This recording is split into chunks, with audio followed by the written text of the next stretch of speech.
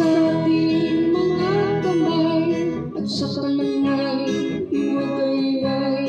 Tandaan ang pagpupuri sa ating Diyos. Ang tanging gagawin mo lamang purihin siya at sambahin ang dakilang ngalan niya. At ipahayag lahat ng kabutihan niya. Pag-ibig niya sa atin ay sapat, di magbabago sa lahat.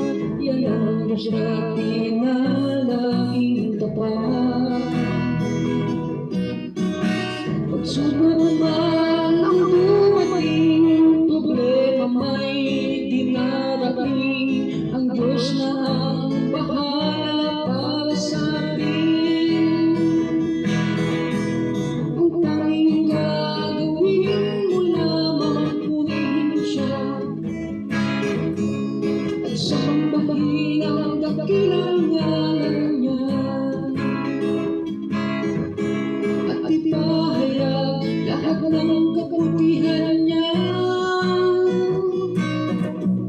Pag-ibig niya sa atin ay sapat, di magbabago sa lahat. Yan ang Diyos natin na laging tapat.